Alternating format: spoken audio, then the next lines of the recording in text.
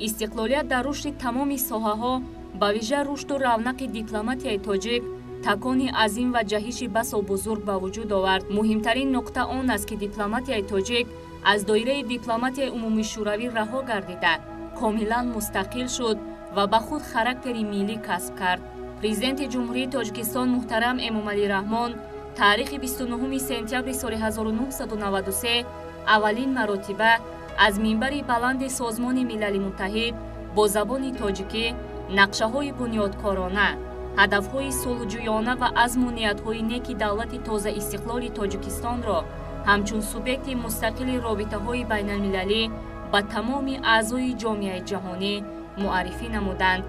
این رویداد از لحاظ مضمون و غایه و جنبه‌های سیاسی نه فقط برای کارمندان دیپلماتی کشور بلکه برای دولت صاحب استقلال تاجیکستان اهمیت تاریخی داشته. در رابطه با آن 29 سپتامبر در جمهوری تاجیکستان همچون روز کارمندان خدمت دیپلماتی جشن گرفته می شود. البته از زمانی که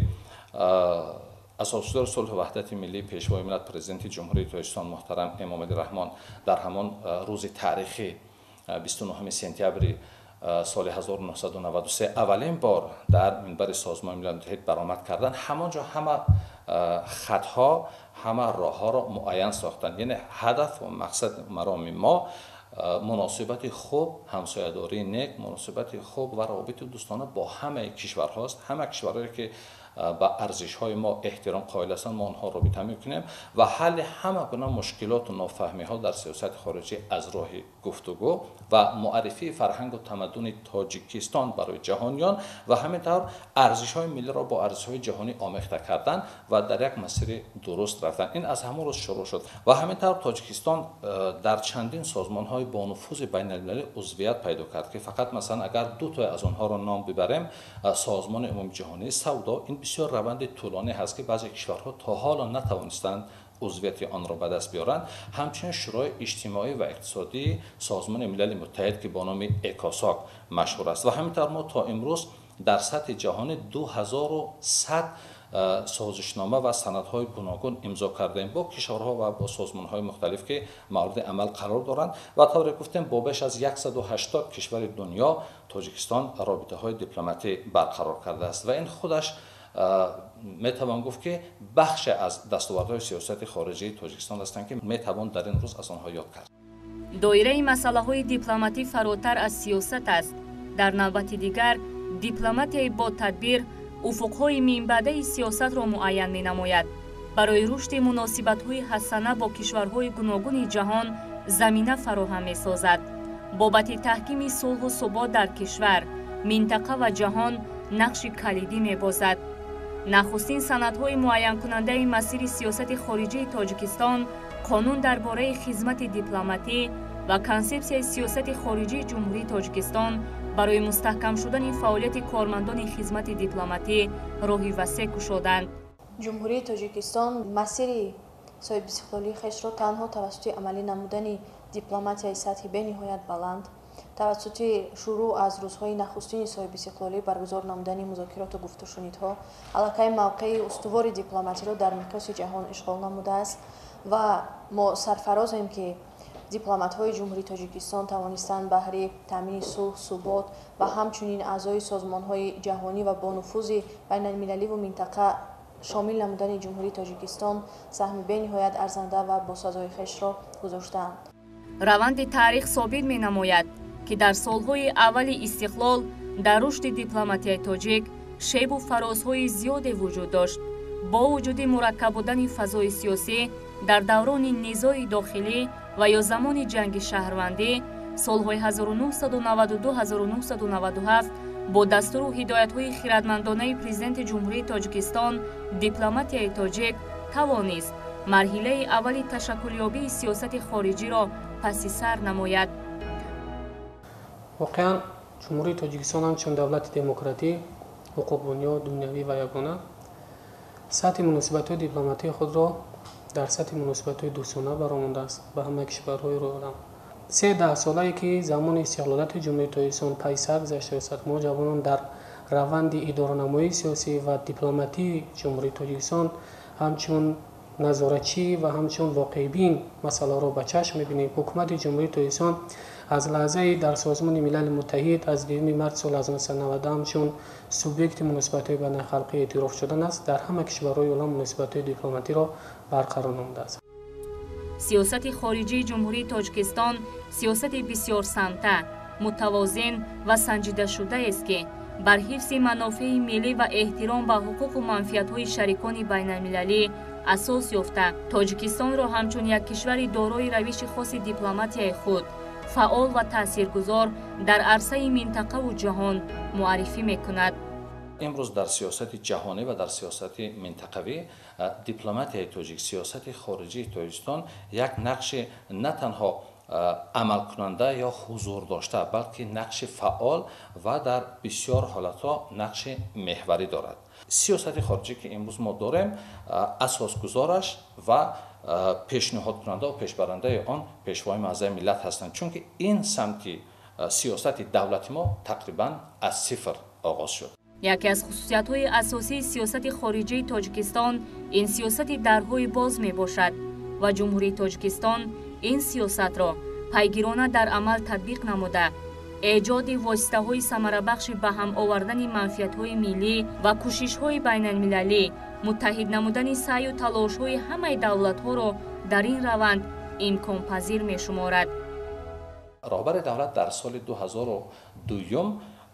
сиёсати дарҳои бозро эълон кард. ин бисёр як марҳилаи наве дар сиёсати хориҷии тоҷикистон шуд. яъне сиёсати дарҳои боз маънияш ин аст ки ҳеҷ кишвар, ҳеҷ минтақа ва ҳеҷ созмоне ки мамнӯъ бошад барои мо нахоҳем ба ӯ бар асоси кадом масалан монеаҳои сиёсӣ ё идеологӣ ё миллӣ бо ӯ робита накунем, чунин вуҷуд надорад. ҳар кишваре, ҳар созмоне, ҳатто ҳар фарде ки хоб истиқлолияти моро ва тамомияти арзии моро эътироф кунад ва эҳтиром кунад, хоб ба арзишҳои миллии мо эҳтиром қоил бошад, мо метавонем ба он робита кунем. имрӯз бо гузашти солҳо ин сиёсат ҳақвиянияти худро собит кард ва бисёре аз кишварҳо акнун таҷрибаи тоҷикистонро дар ин самт мехоҳанд ки биомӯзанд, чун тоҷикистон бо пеш гузоштани сиёсати дарҳои боз на танҳо дар сатҳи минтақа ва ҷаҳон муваффақ шуд, балки як усули хоси сиёсати худро ба миён гузошт ки имрӯз аз рӯи он усул пеш меравад ва муваффақона дар оянда ҳам мо боварӣ дорем ки ба дастовардҳои назаррасе ноил хоҳад шуд. аз пиёдасозии фаъолияти дипломатияи тоҷик то имрӯз натиҷаҳои мусбату дилхоҳ ба даст омада, давоми солҳои истиқлолият тоҷикистон дар асоси принсипҳои байналмилалии баробарҳуқуқӣ ва эҳтироми тарафайн бо кишварҳои аъзои иттиҳоди давлатҳои мустақил, амрикову аврупо, осиёву африқо робитаҳои мустақими дипломатиро ба роҳ мондааст.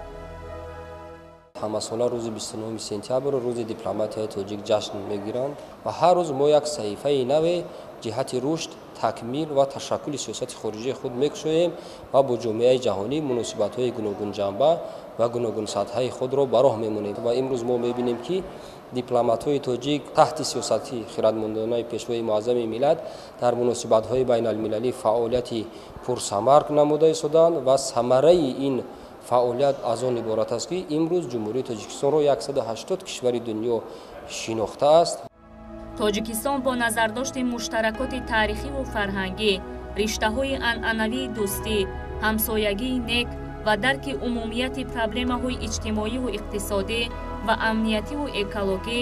аз рӯзҳои нахустини истиқлолияти давлатии хеш робитаҳоро бо кишварҳои Осиёи марказӣ чун авлавияти сиёсати хориҷии худ дониста барои рушду тавсияи ҳарчи бештари онҳо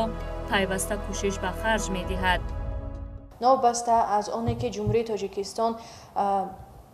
ҳамагӣ 30 сол истиқлолият дорад, вале чандин ташаббусҳои байналмилалӣ ҷумҳурии тоҷикистон аз ҷониби ҷомеаи ҷаҳонӣ қабул гардиданд. тоҷикистон ҷиҳати бартараф намудани хатари терроризму экстремизм дар минтақа, аз байн бурдани гардиши ғайриқонунии маводи мухаддир, муқобилият намудан бо савдои одамон, инчунин ба хотири таъмин намудани сулҳ дар кишвари ҳамсоя ҷумҳурии Афғонистон ташаббусҳои байналмилалиро роҳандозӣ намуда, дар ин роҳи устувори пешбурди сиёсати давлатиро роҳандозӣ намуда истодааст. ҷумҳурии тоҷикистон ҳамкории густурдаи минтақавиро воситаи муҳимтарини ҳалли масъалаҳои иқтисодӣ, тиҷоратӣ, иҷтимоӣ, экологӣ ва таъмини амнiyatu субот дар Осиёи марказӣ дониста, ҷонибдори ҳамзистии осоишта ва дӯстонаи мардумони минтақа мебошад. сиёсати хориҷии тоҷикистон нақши бисёр муассир дорад дар татбиқи ҳадафҳои стратегии мо, чунки бубинед ҷомеаи ҷаҳонӣ имрӯз тавре аст ки ҳеҷ кишвар ба танҳоӣ ба пешравӣ назаррас ноил шуда наметавонад. ҳеҷ гуна на танҳо ҳадафҳои стратегӣ, балки баъзе барномаҳои оддии иқтисодӣ ва иҷтимоиро ҳам бе ҳамкориҳои хориҷӣ наметавонад амалӣ созад. ин фақат тоҷикистон нест, тамоми кишварҳо чунанд, чун мо дар давраи ҷаҳонишавӣ қарор дорем ва иқтисоди кишварҳо ва тиҷорату додугирифт ба ҳамдигар бисёр пайванд ҳастанд ва таъсир мегузоранд. хоб ин ташаббусҳое ки мо аз онҳо зикр кардем ва робитаҳое ки тоҷикистон бо кишварҳои хориҷӣ дорад, ин робитаҳо танҳо робитаҳои сиёсӣ нестанд, робитаҳои иқтисодӣ ва иҷтимоӣ барои ҷалби сармоя, пеш аз ҳама барои муаррифӣ намудани имкониятҳои тоҷикистон дар хориҷ. масалан як кишвар ё созмон ё як шахси сармоягузор пеш аз он ки биёяд дар тоҷикистон сармоягузорӣ кунад, ӯ бояд донад ки тоҷикистон чӣ гуна имкониятҳо дорад. мо ҳамин фазои бисёр хуби сармоягузорӣ, ин имкониятҳоеро ки ҳукумати мамлакат барои сармоягузорон ва ин имтиёзҳоеро ки фароҳам овардааст, инҳо тавассути сафоратҳои мо дар хориҷи кишвар, тавассути он нишастҳое ки дар сатҳи минтақа ва ҷаҳон мешаванд, ба онҳо муаррифӣ мегарданд бо забонҳои мухталиф ва ҳар коре ки дар тоҷикистон мешавад бозам тавассути вазорати корҳои хориҷӣ, албатта бо роҳнамоии ҳукумат ки таъинкунандаи сиёсати хориҷӣ президенти мамлакат ва иҷрокунандаи он вазорати корҳои хориҷӣ аст, инҳо амалӣ мешаванд. ба ин хотир мо метавонем бигӯем ки нақши сиёсати хориҷӣ дар амалӣ намудани ҳадафҳои стратегии тоҷикистон бисёр муҳим аст. ифтитоҳи бинои нави вазорати корҳои хориҷии ҷумҳурии тоҷикистон ки як ниҳоди асосии пешбарандаи сиёсати хориҷии мамлакат маҳсуб меёбад, тавонист дар рушди дипломатияи тоҷик саҳифаи нави таърихӣ боз намояд. дар доираи сиёсати дарҳои боз, робитаҳо бо шарикони стратегӣ, давлатҳои минтақа, иттиҳоди аврупо, рушду таҳкими ҳамкориҳои мутақобилан судманд бо кишварҳои араб ва осиёи ҷанубу шарқӣ аз самтҳои афзаланоки ин ниҳод ҳисобида мешавад. коршиносони масоили сиёсӣ ба ин назаранд, ки дипломат бояд пеш аз ҳама малакаи хуби муошират, аз ҷумла маҳорати ба роҳ мондани ҳамкорӣ ҳангоми татбиқи манфиатҳои давлатӣ дошта бошад. дипломат пеш аз ҳама ҳисси баланди ватандорӣ ва фаъолияти пурсамаро бояд ба манфиати давлати худ анҷом диҳад. дар баробари ин, қонунгузорӣ ва расму оини миллии давлати пазирандаро эҳтиром, инчунин ҳимоятгари тамоми манофеи давлату миллати хеш бошад. ҳамон ҳадафҳое ки ҳукумати тоҷикистон дорад, албатта онҳо ҳадафҳои вазорати корҳои хориҷӣ ҳам ҳастанд, аммо вазорати корҳои хориҷӣ ҳамчун субъекти асосии байналмилалӣ ки аз номи тоҷикистон баромад мекунад дар сатҳи ҷаҳонӣ, боз барнома ва ҳадафҳои хоси худро дорад ва муҳимтарини онҳо муаррифии шоистаи тоҷикистон дар сатҳи ҷаҳонӣ, ҳимояти манфиатҳои миллӣ дар хориҷ, чӣ дар кишварҳои хориҷӣ бошад, чӣ дар он ташкилоту созмонҳои минтақаӣ ва ҷаҳонӣ бошад ва ҷамъомадҳое ки мешавад, вазорати корҳои хориҷӣ пеш аз ҳама ҳадафҳои миллиро ҳимоят мекунад ва ҷалби сармоя ба иқтисоди кишвар, ин ҳам яке аз ҳадафҳои дигар аст ва муаррифии фарҳанг ва тамаддуни тоҷикон. арзишҳои миллию фарҳангии мо ҳастанд ки аз тарафи созмони милал ҳамчун мероси ғайримоддӣ қабул шуданд, ҳама инро медонанд, мо онро такрор намекунем ва дар сатҳи ҷаҳонӣ ҳам барои шинохтане ки ин кишвари тоҷикистон ва ин миллати тоҷик бо он тамаддуни чандин ҳазорсолае ки дорад, имрӯз соҳиби як сиёсати устувори худ аст ва шумо бибинед ки дар чандин масъалаҳо, аз ҷумла дар масъалаи кишвари ҳамсояи мо ки баъзе кишварҳо аллакай чанд бор мавқеи худро тағйир доданд, вале мавқеи мо усулӣ ва устувор аз ҳамон рӯзҳои аввал пешвои мо мушаххас гуфтанд ки мо чӣ мехоҳем, яъне ҳукумати фароким ва ҳамон чизе ки мардуми афғонистон мехоҳад ва ҳамин тавр дар масоили дигаре ки мешавад дар дигар нуқтаҳои ҷаҳон, чӣ дар масоиле ки пур аз низоъу муноқиша аст, дар ховари миёна, дар Фаластин ё Сурия ё ҷоҳои дигар,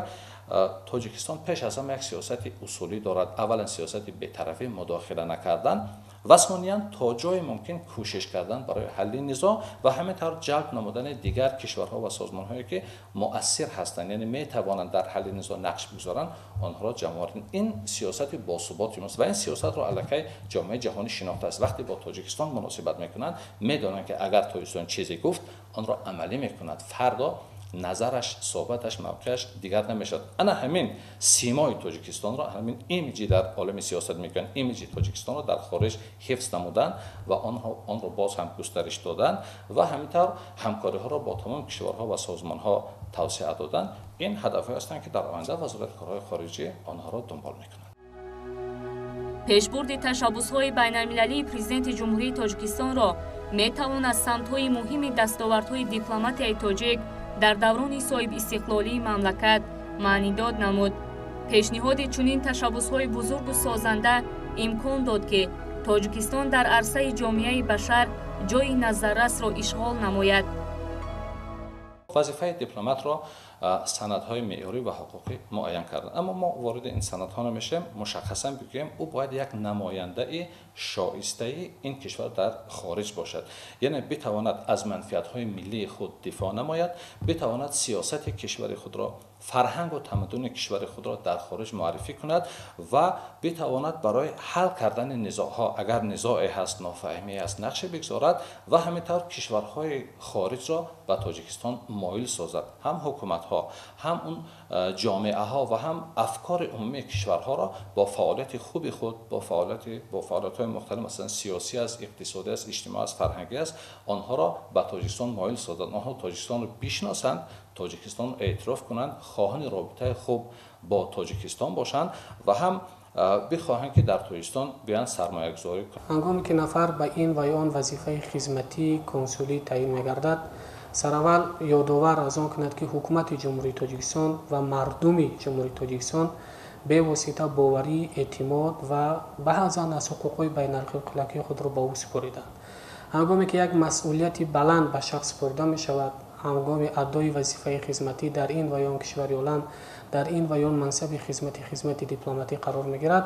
сараввал дарки моҳияти дурусти манфиатҳои миллӣ, таҳкими амнияти давлат, ҳифзи арзишҳои миллӣ, муаррифӣ кардани санъат, ҳунар, фарҳанги ҷумҳурии Тоҷикистон дар кишварҳои минбаъда, ҳамзамон хуб донистани забонҳои мизоҷ ки дар раванди донистани хуб забон метавонад ки забон, фарҳанг, тамаддун, мерос ва ҳамзамон имкониятҳои дохилии ҷумҳурии Тоҷикистонро дар кишварҳои хориҷӣ муаррифӣ намояд, то ки сармоягузорони хориҷӣ бовасита ба дидгоҳи дипломат ва намояндаe ки аз ҷониби ҳукумати ҷумҳурии Тоҷикистон пешниҳод карда мешавад, аз ҳамин нави имкониятҳо ва аз ҳамин нави муносибатҳо дидан намояд ва дар рушду инкишофи сиёсати дохилии ҷумҳурии Тоҷикистон саҳмгузор бошад. дар маҷмӯъ дипломатияи тоҷик дар замони соҳибихтиёрӣ марҳилаҳои ташаккулро муваффақона аз сар гузаронида ба як ниҳоди боэътимоду муташаккил мубаддал гардидааст ва пайваста барои амалӣ гардонидани сиёсати хориҷии хиратмандона ва ҳадафноки пешвои миллат саҳми босазо мегузорад. дипломатҳоро паёмовари сулҳу дӯстӣ меноманд. аз ин рӯ онҳо пайваста талош меварзанд ки мустаҳкам намудани ҳамкориҳои Тоҷикистонро бо ҷомеаи ҷаҳон аз ин ҳам бештару хубтар намоянд.